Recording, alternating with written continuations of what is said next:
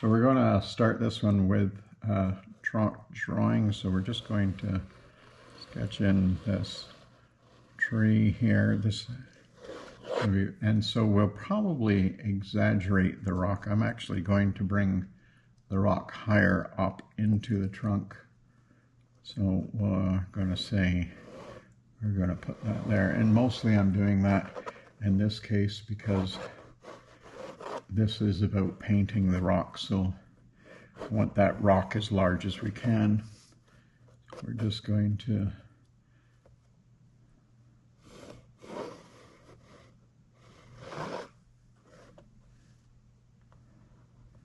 I think I'm definitely going to minimize that greenery that's there.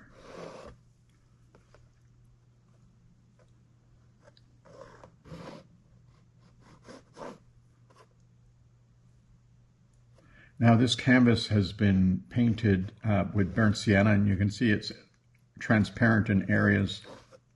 That really is not an issue because very little of that burnt sienna will survive, but we do want it to survive because it's going to act as a unifying coat. And burnt sienna is a very common background to coat a surface, but it's not something you should always do. You should always give some thought as to what it is you want that background to do. And in this case, the colors in here are going to be an orange, a green, and a very desaturated purple. So that's a triadic color scheme. And so those little bits of orange are going to act as a unifier. So that's a pretty unclear drawing. I can color stuff in with chalk, but that's just to give me an idea of where I'm going to be. So we're going to start with the shadows, and I'm going to be using a 3/8 flat. So I'm going to mix up some, just going to generally wet this palette down a bit, just spray some water over that. This is probably the last time I use this sheet of paper. So here we want these strokes to describe what's happening. So we want nice clean strokes, so we're not coloring. What we want to do is have nice bold strokes that are expressive.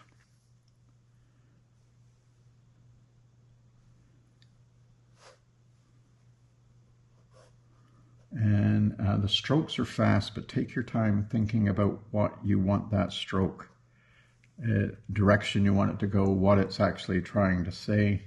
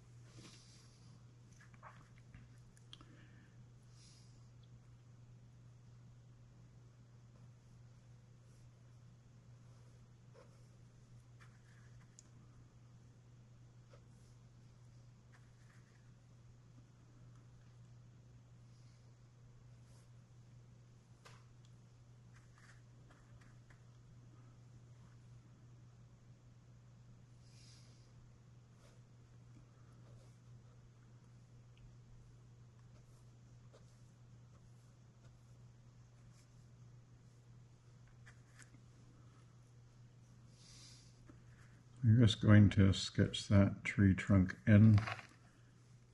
We will put some highlight on it. This is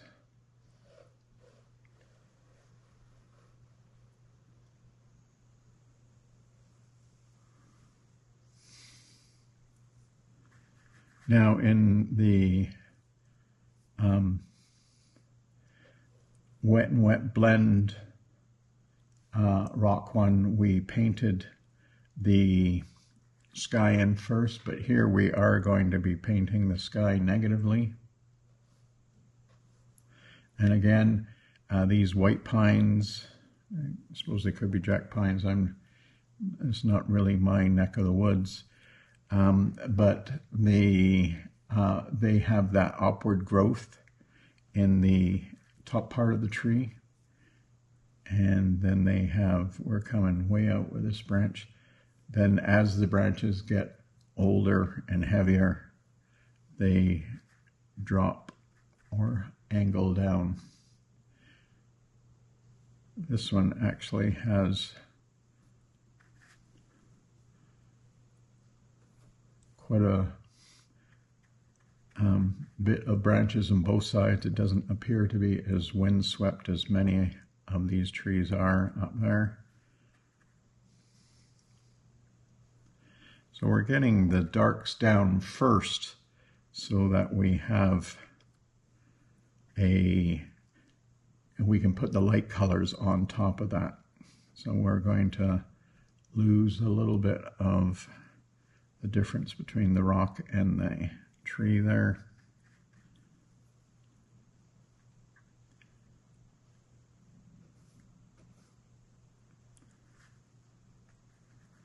Just mixing up more of this black as I go.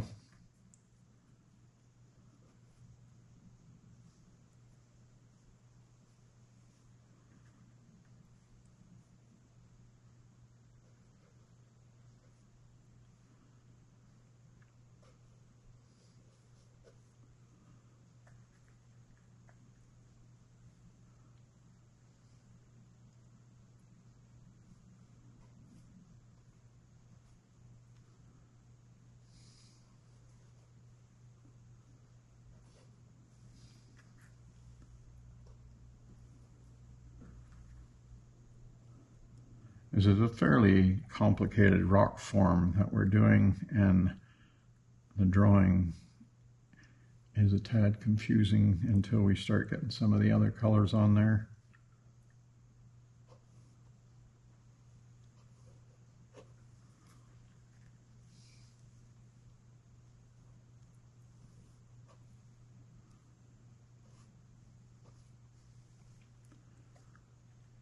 Try not to starve the brush too much so that we don't get scumble marks like I just did there.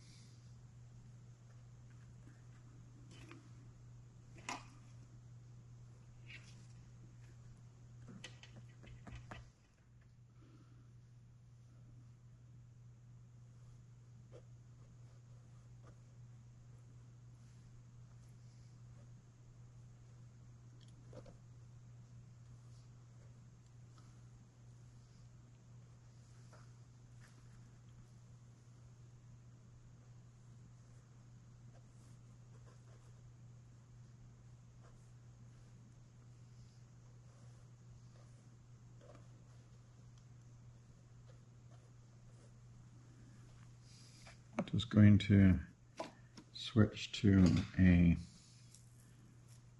rigger to do a little bit more on these smaller trees.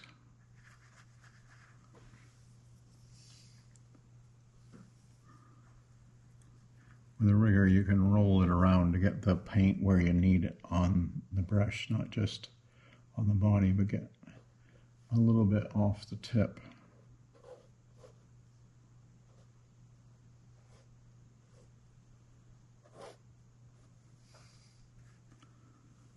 Now, one of the things I like about negative painting the sky, I'm not totally thrilled with the shape of that tree. And so when I'm negative painting, I can take that sow's ear and make a silk purse. I think that's how that saying goes. I think it's the other way around, actually, but...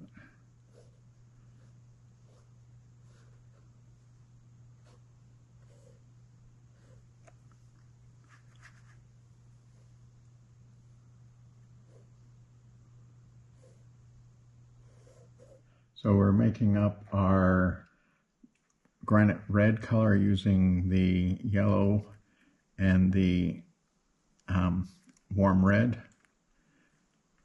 So we're making a orange. We're going to add some weight into that to make that a lighter orange. And I think over this side, I'm just going to make that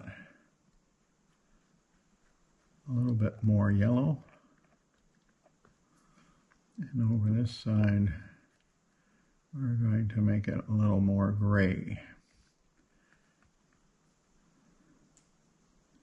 And I think we'll make that a little lighter too.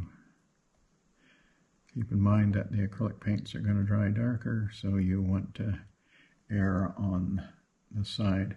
So I think I'm just going to do one more tone, quite a bit darker.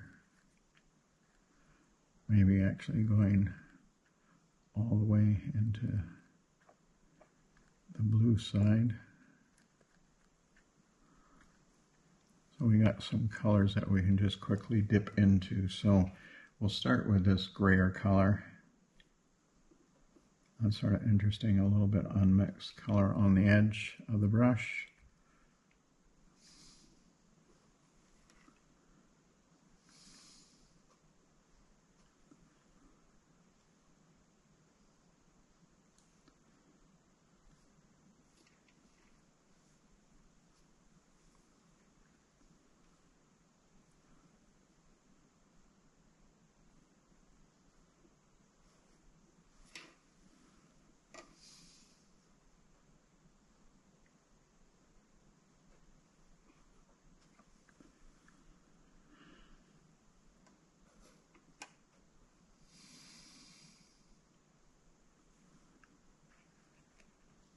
Didn't bother washing the brush there.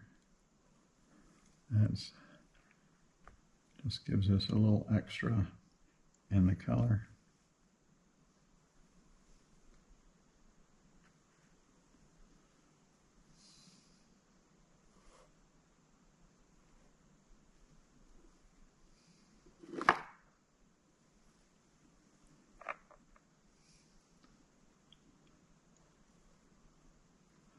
We want this color to carry through, so even though it's broken, the color ties it together as a part of the same rock.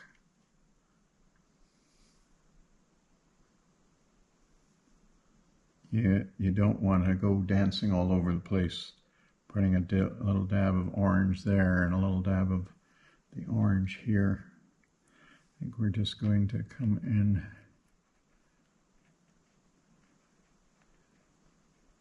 push a little bit more red in there.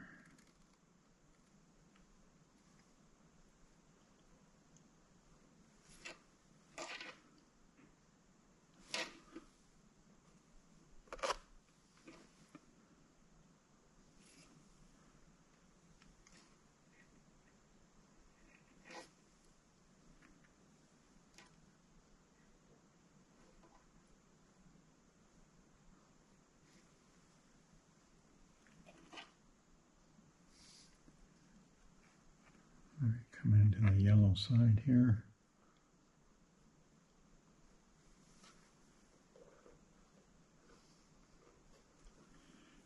When you're painting like this, it's always a bit of a quandary as to how much of this detail in the, because this rock is full of cracks and chunks and whatnot, and how much are we going to put in there? Because overall you want this to look somewhat unified.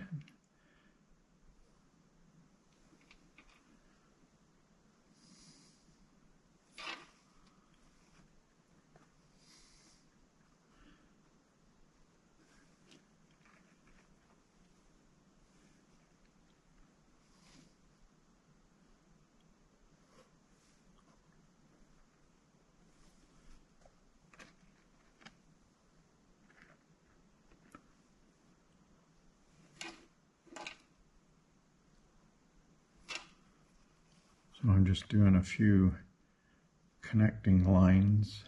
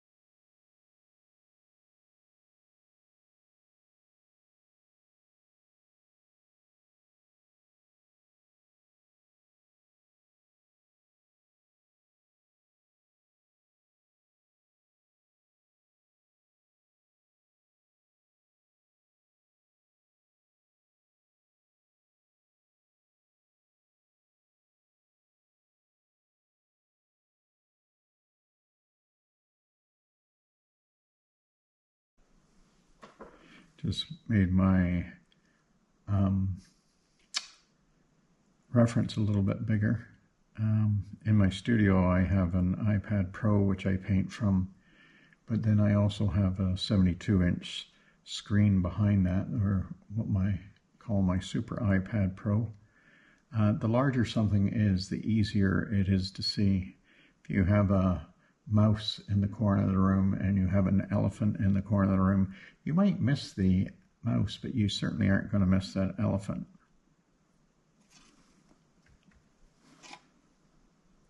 So I see so many people trying to paint from their phone. That's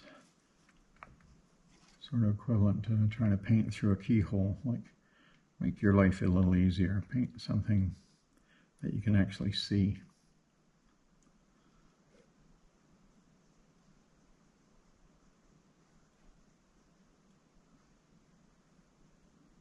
It's one of the things I really don't care that much for painting outside, is this light changes so fast. So really you are painting from your memory as opposed to painting from life. Some scenes, they are so fleeting in their color that what was there a few minutes ago is completely different looking a few minutes later. So I've just darkened that red. I'm going to make it a little bit redder still. Maybe a little bit darker. You get a very nice dark red using ultramarine blue and red together.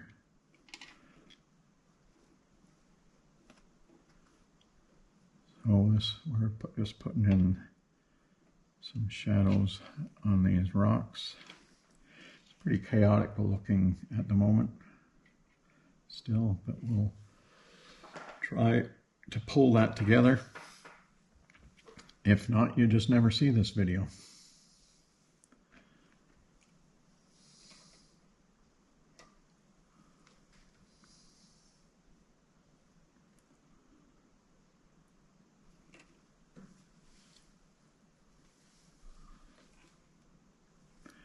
Going to get that brush lying in the paint. GoPro, stop recording. We're going to make that red quite a bit darker.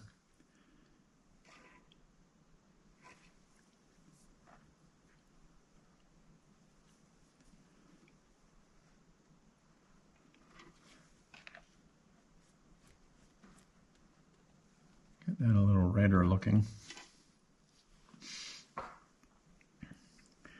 So now we're going to try and connect this up a little bit.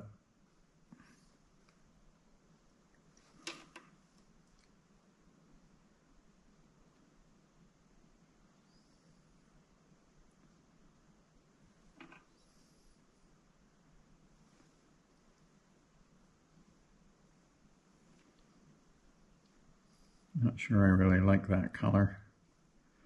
Looks a little too much like the burnt sienna.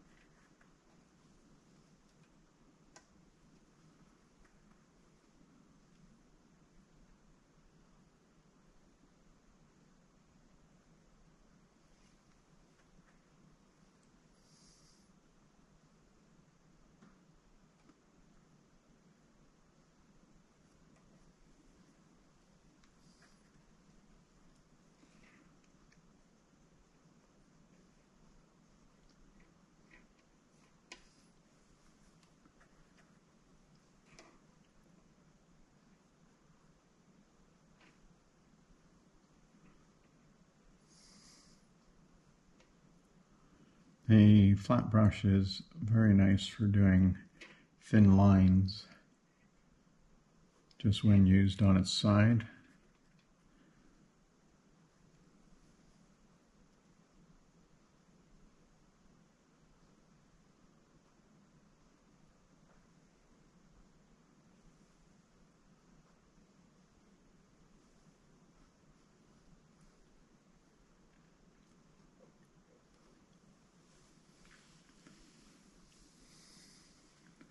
I think I'm going to switch to the tree.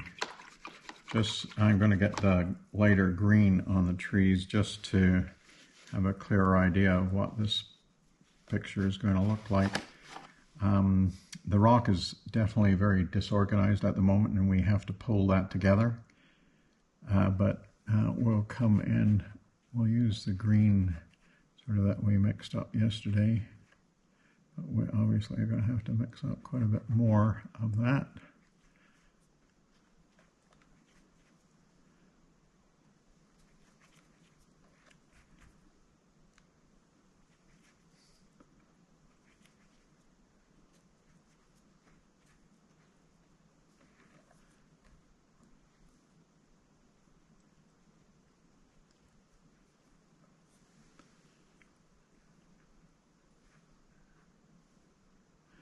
We're such a lazy bugger, always trying to avoid putting down some more paint. But we definitely need a little bit more phthalo blue. We won't need a lot of it, but nothing really replaces phthalo blue. I always have an idea if someone doesn't really know what they're doing as far as color mixing goes when they don't have phthalo blue included in their palette, because there are some colors you just cannot get to without phthalo blue.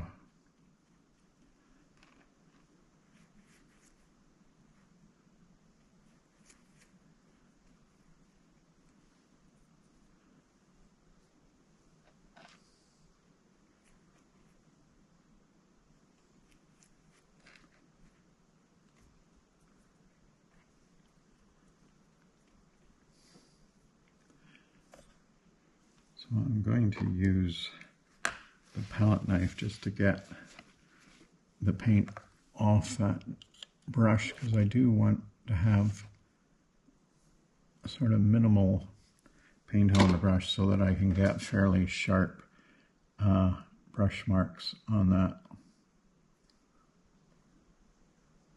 So we're putting this light green at the top of the tree.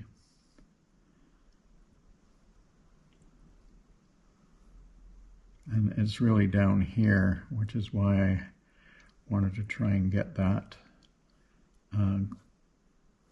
tree done so that we can have a better idea of where the tree stops and starts. I think after this we'll go into the sky as well, just to get a better idea of color balance.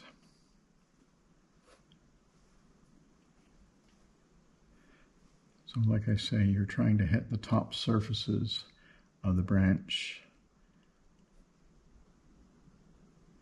and let it have some nice expressive brush marks.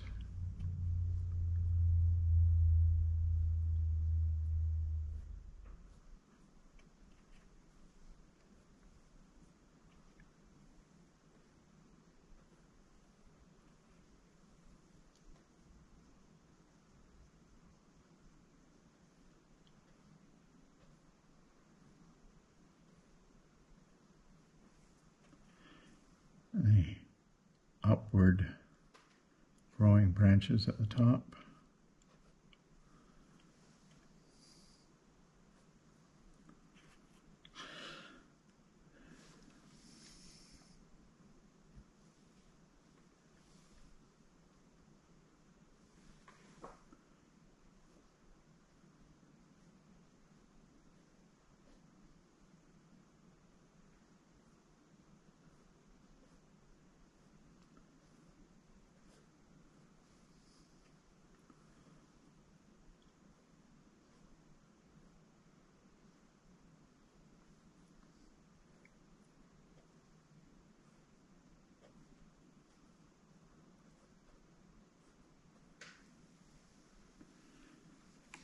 Okay, so we're going to turn this around now, just so the sky is a little closer to me, and when we paint the sky.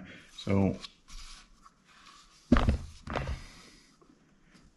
going to let that dry a few minutes before I come in with the sky, just so it doesn't touch the green. GoPro, stop recording. We're going too far up with that color. So we're deliberately trying to leave some of the burnt sienna showing around here. It's a way to bring that orange up.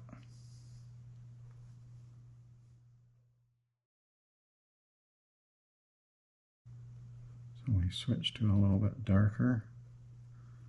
So when you're painting, you come in and you pull out. Don't push paint into the tree. You don't want to end up with a puddle on the inside. So put that brush and pull out.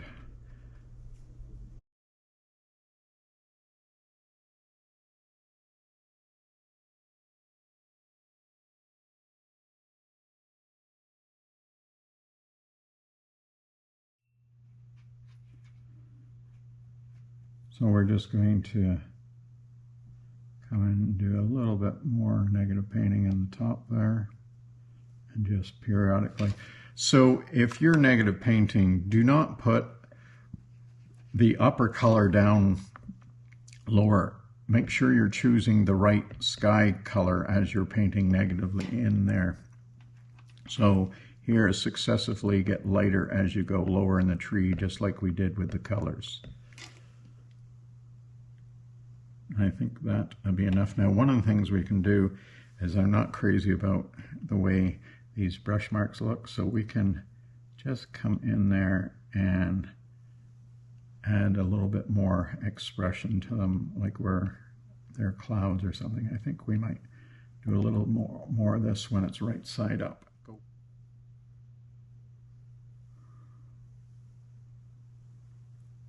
So we're just giving the idea that there's some clouds here.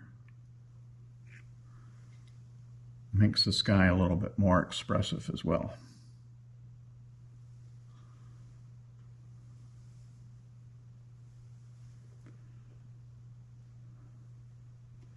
Okay, we'll just get a blue paper towel here. I use the blue paper towel when removing chalk, mostly because it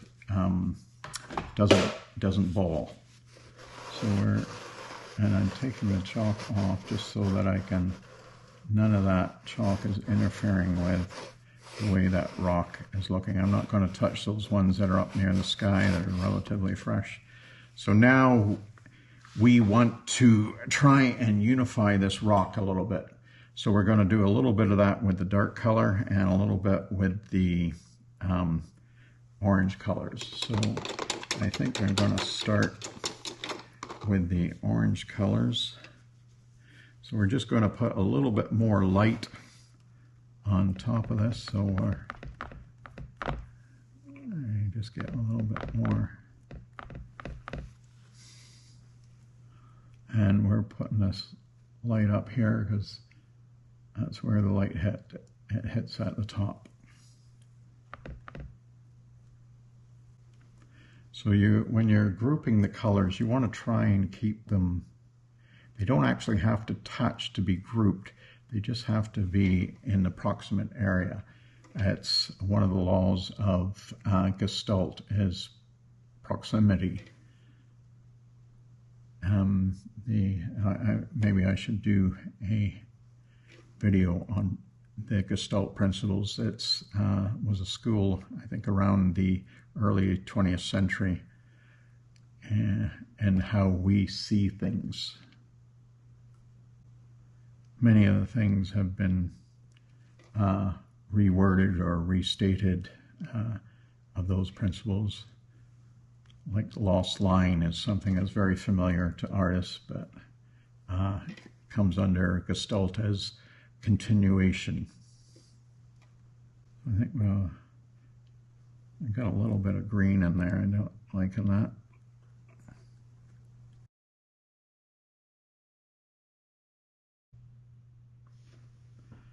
So we're going to now continue the unification. Sounds like a big political movement, but of the rock using the black. So I'm just going to get in some smaller detailed strokes coming off the dark. And we're going to join this dark with that dark and just have a little bit of a continuation of that shape. I think maybe even a little bit more down here. So we're forming a larger dark here.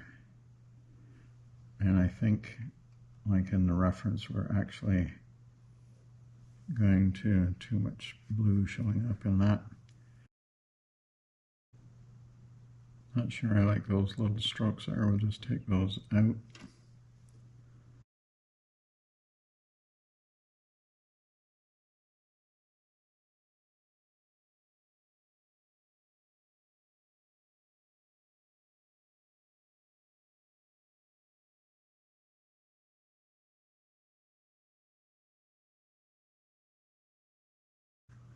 Just put in a few finer branches on the undersides.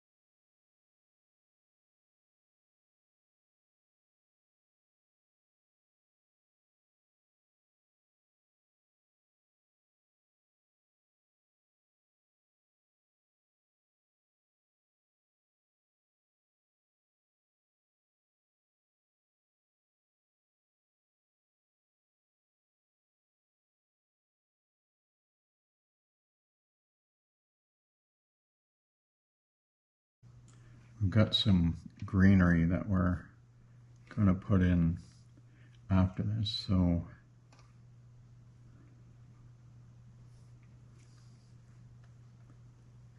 we went a little bit more dark because we're going to be covering a bit of it. Hopefully you can now see that the darks are pulling things together a little bit more. I think we'll take that out.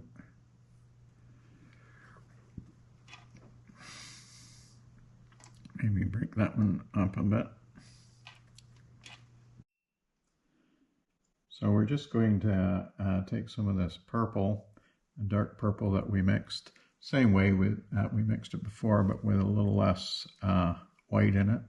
And so we're just going to put a little bit of that into the shadow area.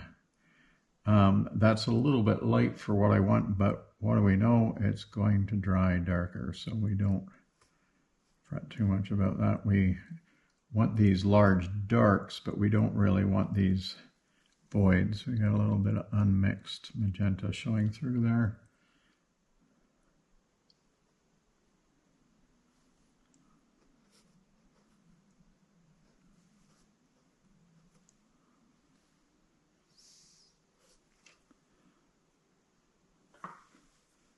So I'm just going to come down and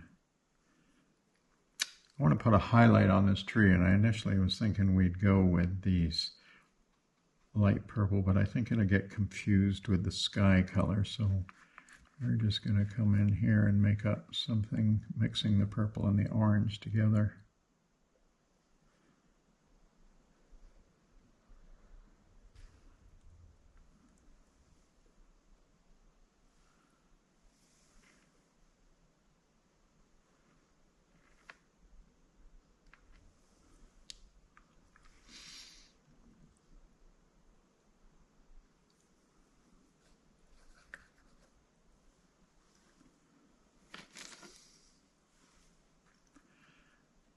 think I'm going to take this purple and I'm going to desaturate it a bit. And the way you desaturate purple is with yellow. I know that looks like green, but there's yellow underneath there. And green even will desaturate purple a bit because there is a yellow component to it. So we're just... And I think we maybe went too far. So we'll bring it back.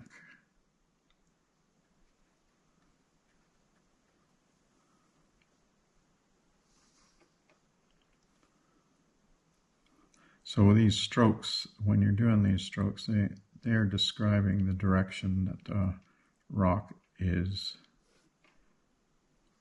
going, or the shape of the rock.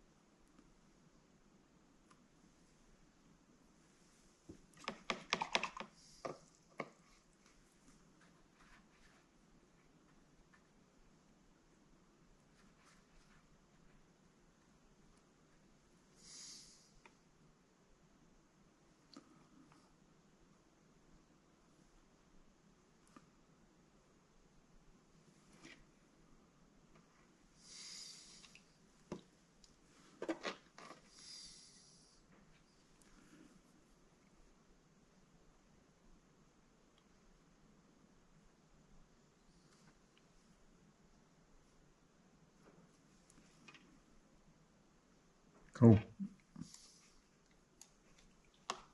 So we're just going to do a little bit more work on those trees. The green is looking a little bit solid.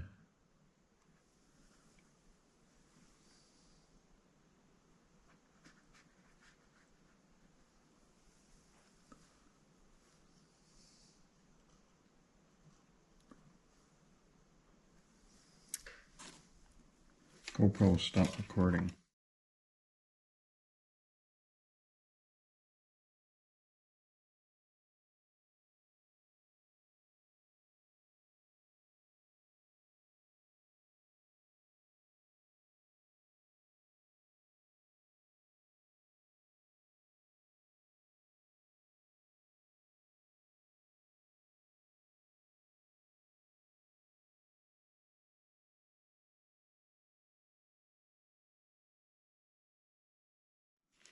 Just going to put in a little bit of the green. I guess these are, you might call them strugglers. They're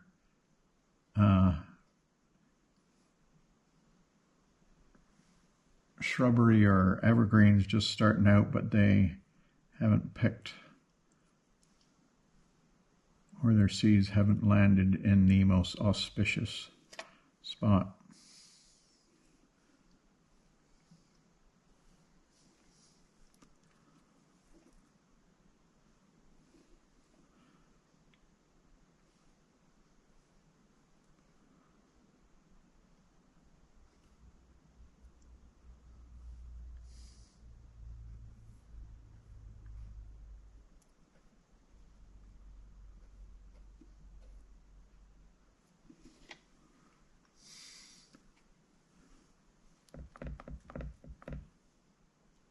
And just coming to the side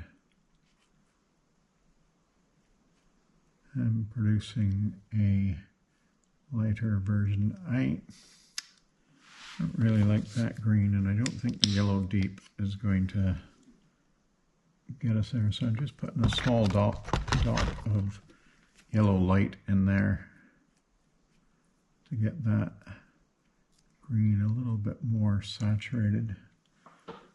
I'll just take a look at